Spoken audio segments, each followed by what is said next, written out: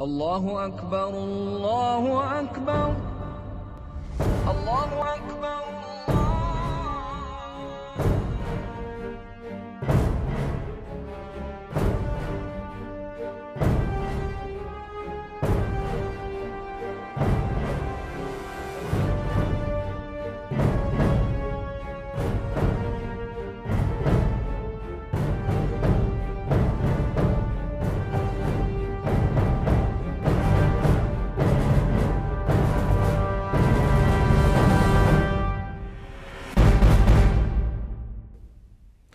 Hi and welcome to Worlds Apart, a program that is committed to speaking the truth in love. I'm your host, Rommel Hussain, and today we have with us Jay Smith, who will be speaking to us about ideologies that are worlds apart. Welcome to the show, Jay. Hey, it's great to be here, Rommel. It's always a pleasure to have you come and speak to us. Now, last episode we were able to speak about God coming down and dying for us, but we did not ask the question why. And I think that's the fundamental question that we need to ask. Why did this happen? Why did he do that? I think when we stopped, we were referring to this very fact, the fact that Muslims always ask us how. How could God become a man? How could God die? And we were very firm that we don't question this. You don't ever ask God how he can do it. Of course God can become a man. That is so simple.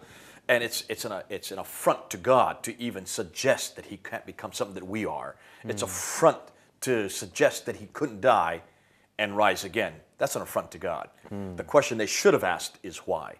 That's the better question. That's the real question, and that's what we want to answer today. Because the assumption is that if God were to come to earth and then take on human form, Jesus was the name that he took while he was on earth, those 33 years, and he died, that would assume maybe that God is weak or that God is incapable of not only protecting his. We talked about that in a former episode.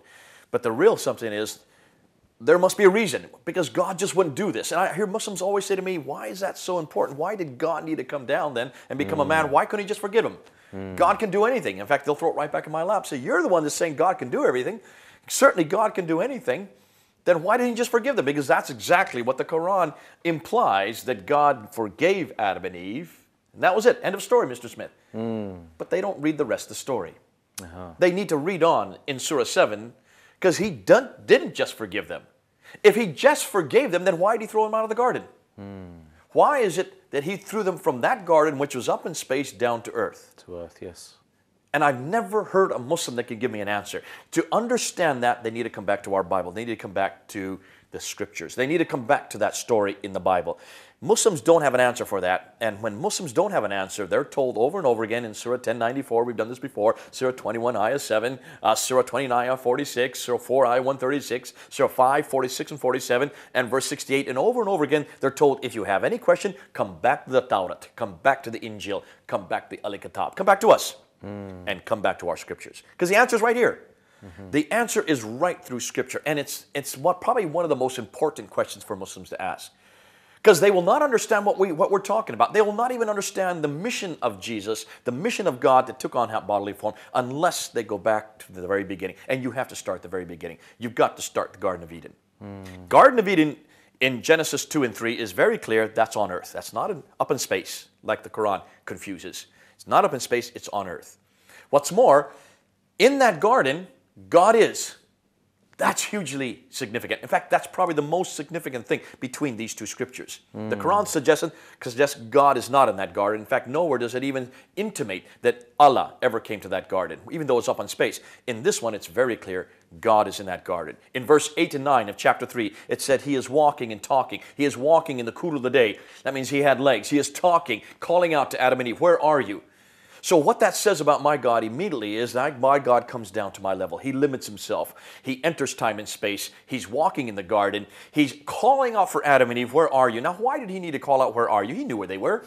God knows everything, does he not? Of course. Why do you think he was calling out, where are you? Please tell me. He wanted a response. He wanted, this God limits himself. This God comes down to earth. This God walks, and this God wants a response. Can you see? We're talking about almost two different gods here. Yes. The God in this book is not able to come to earth. The God in this book cannot walk and talk. That God in this book always demands a response from way up in heaven, and the response of submission, so the response is obedience. This God comes down to our level. This God comes and incarnates himself amongst us. And at the very beginning, God did incarnate himself. There was a perfect environment. Look at chapter 2 of Genesis, and you will see there were no thorns, there were no thistles, there were no childbirth pains. Man was naming the beast. There was a perfect relationship between man and beast. Man and woman were naked. They knew nothing was wrong. Perfect relationship between man and woman. There was, because of the fact that there was none of these imperfections in the natural world, there was a perfect relationship between man and his natural kingdom. And most importantly, God and man were walking and talking in the cool of the day. There was a perfect relationship between man and God. Wow. And this was something that was done by the fact that he was in the cool of the day. This happens every day. It was an ongoing relationship. This God is relational God. This God comes down to our level. This God limits himself, comes amongst us, and he has a relationship with us. At the very beginning, that was the case. So you've never really shown to us that what God had intended for in the beginning, what he had created, we are so far from that. Okay, now why? Why? Exactly. Now that's why? where you need to go with the rest of the story. And though the Quran does intimate that, the Quran does not understand it. God said very clearly, he said, there is a tree that you must not eat of. God was seeing if man would be obedient. Man did eat of it. Man and woman, they both ate of it. That destroyed that disobedience. And once that happened, look and see what happens in chapter 3. Immediately, everything was impaired. And this is where Muslims need to read. They need to realize that everything was destroyed. Now man no longer can name the beast. Now he must kill the beast to have food, which means his environment was completely changed. Now there were thorns. Now there were thistles. Now women had childbirth pains. Now man had to work the ground to get his food. So everything was destroyed. Man and woman, they looked at each other. They were naked. They knew something was wrong. Now they had to clothe themselves because that beautiful relationship between man and woman was also impaired. And most importantly, and this is where Muslims need to realize this, God threw man out of his presence. That relationship that had been perfect, where man and God could walk and talk face to face in the same environment, had to be destroyed. God didn't accept it. Cannot. Why could he not accept it? He didn't just flippantly forgive them. No. And what's the reason? Do you know the reason? No, please tell me. It's great. You need to go back to the Bible again. The Bible gives the answer right there. In Habakkuk chapter 1 verse 13, it says very clearly that God cannot look upon sin. God cannot look upon sin. Wow. It's so clear. That shows the holiness of God. He is so holy that he cannot even have one sin in his presence. Remember, Adam and Eve only sinned once. Just one sin, one episode of disobedience. And God had to throw them out of his presence. That's how holy God is. And that's how serious sin is. So Muslims have no idea what they're talking about when they say simply God can forgive them. They have no idea what went wrong because they have no idea what was there. They don't know what was really there in the Garden of Eden. They have no idea what paradise was. Paradise was a place where God and man were together, walking and talking in the cool of the day. Because that's not in the Quran, they're completely missing that fact. No wonder they don't understand what we're talking about. They have no idea of the heinousness of sin. Sin has destroyed that relationship. Sin has destroyed everything. It's much like I give you a beaker of glass right now. If I were to give it to you and I asked you to drink it, you'd drink it no problem. That's right. What if I put one drop of arsenic into that? No Remember, way. It's clear. It'll kill me. Yes, but you wouldn't see it. Yeah, I can't see it now. No. You'd still not drink it, would you not? Yeah, But if it's you only told one me. drop. That's right. Can you see what one drop does to the entire beaker? It corrupts the entire beaker, and that's what sin has done. Sin is just like that one drop of arsenic. It completely corrupted all of creation. It corrupted everything, every relationship between man and woman, between man and the beast, between man and his environment, and most importantly, between man and God. And we only see that in the Bible. The Bible tells us exactly what went wrong, which means everything was destroyed, which means, as we well know, that the wages of sin is death. Yes. We know that not only the New Testament says that, but Leviticus is very clear on that their death comes about from sin, which means everything was destroyed, and that's where death entered the So the creation. reason why we die is what? Because of sin. Because of sin. Death entered the world. Now be careful. Let's be careful what we mean by death. Yes. Physical death existed.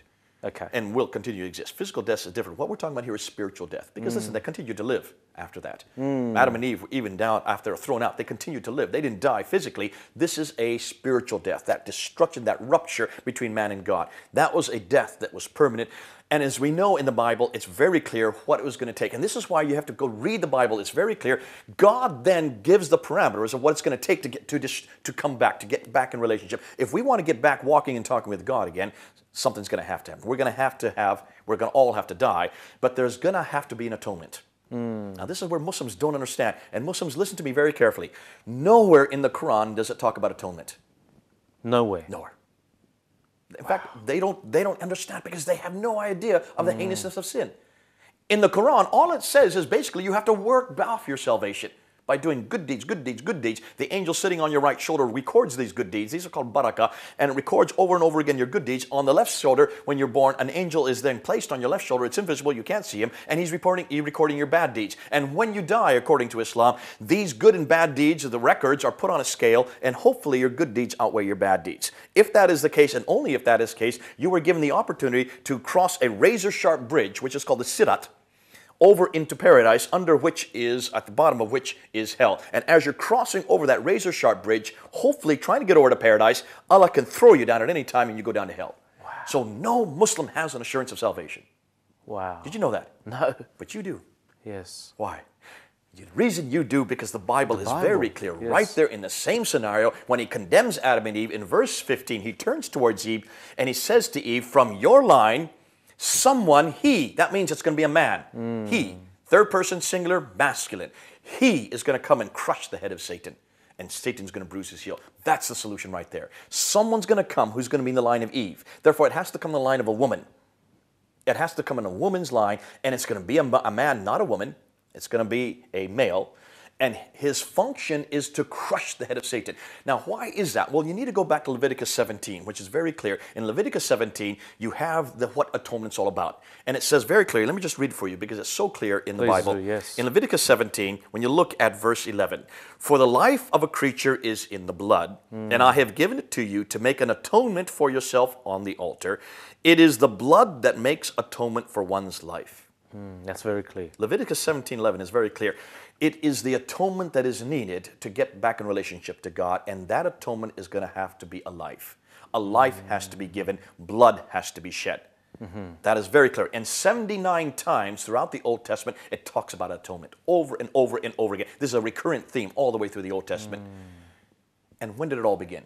When did that atonement begin? So where was that all prefigured? In Genesis. Well, actually, you're right. It's in Genesis. And Muslims, you need to listen to this because the whole atonement was prefigured in the sacrificial system. The sacrifice was the beginning of the prefigurement that pointed to that atonement. Was it an invention of Paul?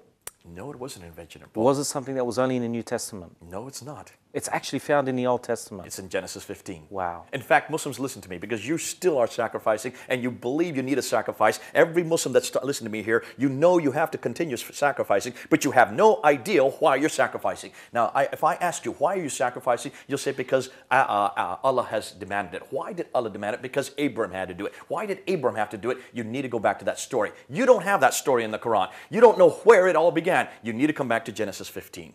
In Genesis 15, the whole creation of the sacrificial system absolutely shows of everything of what's going on. There in Genesis 15, God tells Abraham to set up a covenant. Now, a covenant between God and man is going to be a universal covenant that God sets up and starts with Abraham. And he tells Abraham to get 3 animals and 3 birds. Remember that? That's right. Now, that's a covenantal system that Abraham knew about because it comes out of Mesopotamia. It comes out of the Euphrates Valley where Abraham came from. So God was using a covenantal, basically a covenantal guidelines that Abraham was already familiar with. This is something Abraham would have done with any covenant.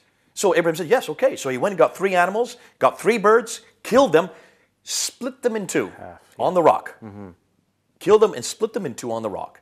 And then Abraham knew that both parties had to walk through between the blood of those sacrificed animals and birds. And in walking through, they then sealed the covenant.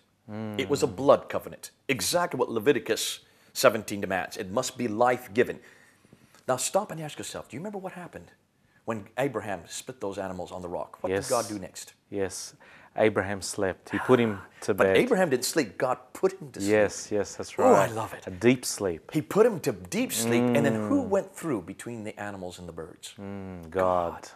God uniquely Wow. went through Yes. as a fiery brand. He would not let Abraham go through this. This is the whole initiation of the covenantal system of sacrifice. The whole amazing. sacrificial system was based on that covenant. But that was a covenant that only God could fulfill. God was telling us and was telling Abraham, you cannot fulfill this covenant.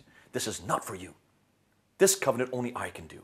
This is only something God can do. Why? Because it has to be he who is sinned against who must therefore take on that punishment. Only God can forgive, only God can save. Absolutely. This is Makes only sense. capable. Otherwise, if that were the case, I could just die and I would fulfill the covenant. But dying doesn't do it. That's right. My death, my blood does not fulfill it because it's God that was sinned against, not me. God therefore had to take on that sin. He was offended. And that's why Genesis 15 is so important for Muslims to go back to. The whole sacrificial system was predicated on this event. Wow. That it would be God that would do this. That's why every sacrifice after that was always pointing to that event. Muslims, remember, you're told that whenever you sacrifice, you're to get a perfect goat, an unblemished goat. Why is it you're supposed to do that? I know what you're going to tell me. It's because Abraham did it. Well, where do you think Abraham was why do you think Abraham was told to get unblemished goat? Because it's the perfect sacrifice, the unblemished sacrifice, which means that the final sacrifice would have to be a perfect what? Well, we know from Genesis 3, verse 15, that it was going to be someone from the line of Eve who would be whom? A perfect sacrifice. Let's go and jump to Isaiah. There's so many other verses we could go to. Let's just go to Isaiah 7:14. Okay, yes. Because there Isaiah really gives us and pinpoints who this is going to be. And he says, this will be the sign. This will be the sign that predicates who this sacrifice is. All the way through Scripture, you see key after key after key after key as to who this sacrifice is. He's going to be called the Messiah. The Messiah is the anointed one. Why? To save. To save, that's what atonement does. It saves you. So therefore, it will be the Messiah that does that. So we know already the Messiah has to be the anointed. Only God can save, so therefore the Messiah has to be God. He will be called the Son of God because he would have everything that God has, so would he have. So Isaiah said, this will be the sign. A virgin will conceive. Now, wake up, Muslims. You know that virgins don't conceive. You know that virgins don't conceive. It's impossible, medically impossible. So when a virgin conceives, this is the sign. A virgin will conceive and have a son. Not a woman, not a girl, but a boy. Going back to Genesis 3:15, that's exactly what God promised Eve. There will be someone who comes through your line. He, and would be asking, would come. And what does Isaiah? A virgin will conceive and bear a son, and he shall be called Emmanuel. God with us. Wow. This son, this answer to everything that God had set up would come through a virgin. That's how we know to identify him. And he would be God with us. Wow, God dwelling with us. There you go. Amazing. You can't get more specific. But hang on, we made a shift here. There was these animal sacrifices, but then you pointed it all to Jesus. Oh, right, Well, because why did God require animal sacrifices? Right, because until Jesus came, the sacrifices were there to point to that event, Okay. and not to take over, and not that they would incorporate the sacrifice. They were nothing there to remind the people, to point the people to the final sacrifice. The animals could do nothing. No, they could do nothing. They could not take on that because they're just animals. Any more than you could do nothing. Any more than Exactly. anybody could do nothing. If that were the case, then Adam and Eve would just have to ask forgiveness to get back up into the Garden of Eden again. Because all they did was one sin. Why didn't they just ask forgiveness and go back home again? The fact that they could not go home is because God is so holy that they could not come into that holy presence.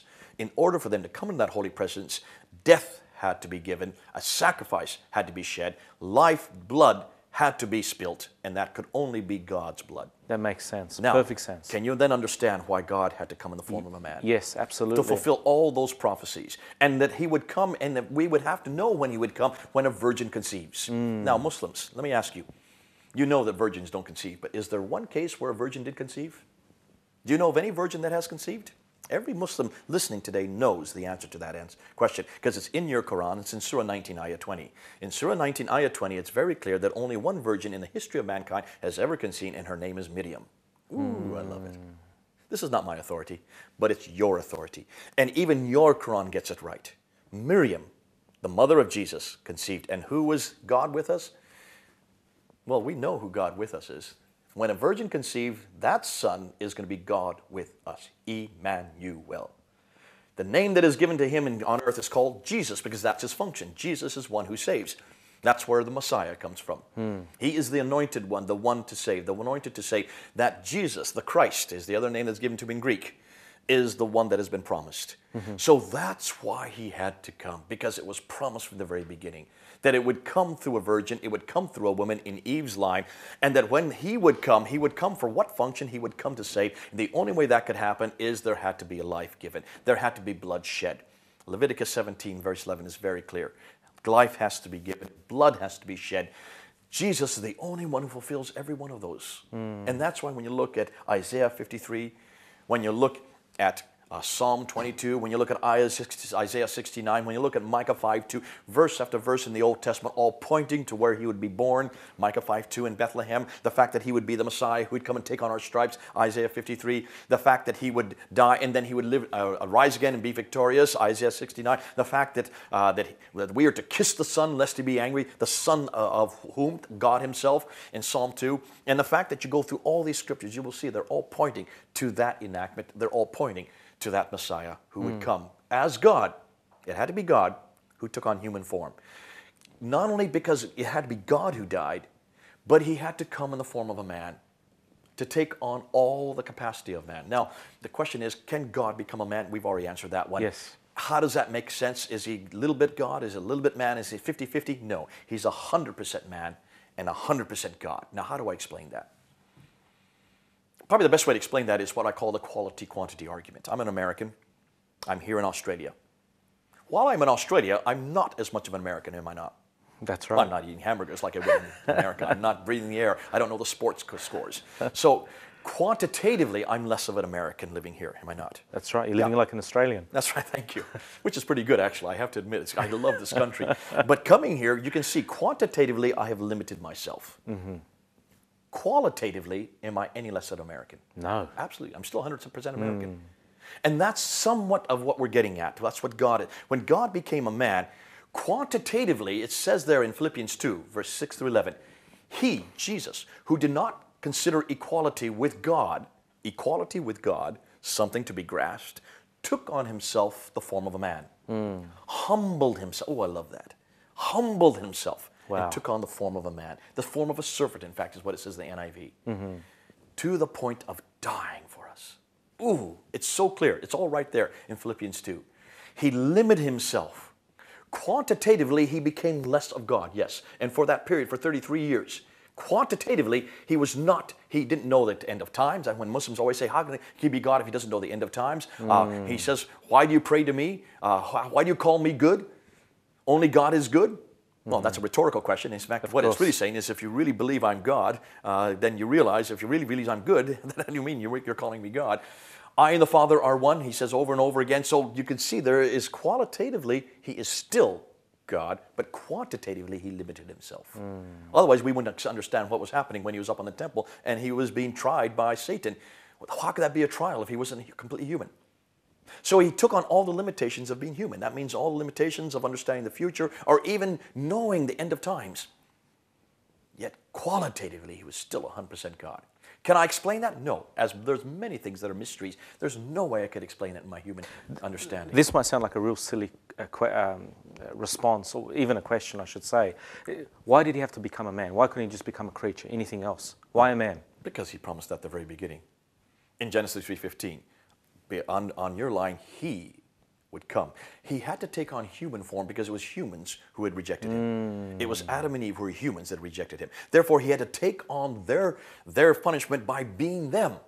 He had to come in human likeness. He took on their nature, but apart from sin, as you were saying before. Sinless. Yes. So qualitatively, he was sinless. Quantitatively, he was on earth. Qualitatively, he never gave up his divine. Any more that quantitatively, I'm less of an American, but qualitatively, I'm 100% American living here in Australia. Okay, hang on a sec. We understand. So he died? He absolutely did. He died. He died for everybody. But he didn't stay dead. And that's why it could only be God who could eradicate all of sin. The comprehensiveness had to be only God could do. The humanity was the fact that he was taking on human sin. That he was doing that in he was taking our place. So therefore, he had to be human. Okay, but he died. He died for everybody. Everybody. So isn't that universal salvation? Isn't everybody saved? Did you hear that, Muslims? Are you listening to this? He died for you. Everybody listening here, he died for. We don't have to wait till we go across that bridge. We don't have to work off our salvation. It's already been done. You don't need a sacrifice. Sacrifice has already come. But is a Muslim saved? The Muslim is not saved until they understand that, until they accept that death and resurrection. Until they receive it. Until they receive it. That's all you need to do. That's all it takes. And then they're saved. It's just like that. So there's nothing they can do. Not a thing they can do. It's already been done for them. If you pray more, if do you it. worship God Listen, more, Adam and Eve only did one if you sin, and fast they couldn't more, get back into heaven. if you give more, Not a thing. if you help poor people, That's how holy God is. Wow. How dare we think we can get back in God's presence? that's amazing. God's done it for us. Thank you very much. Once again, it's always a pleasure to have you here and to share some of your insights with us. It's amazing. If I can just turn to our audience and say to them once again, I'm sure that you have been challenged by what was spoken. If you're a Christian, please check these things out for yourself. Perhaps you haven't heard these things explained the same way that they were explained now. You need to know these things. You need to understand these things. How do you expect to speak to your neighbor, whether Muslim, Hindu, or whoever, and explain these things to them if you don't understand them yourself? My Muslim brothers and sisters, I love you. We love you. I pray that you would check out these things for yourself from the scriptures. Jay's been able to express these things to us with advantage by citing the Quran itself, but always going back to the scriptures and showing that the answer is there. The question of why it's there, it makes so much more sense if you go back to the Holy Scriptures. I pray that you have found this episode to be informative. Please stay in tune for the very next episode, and may God bless you. Thank you.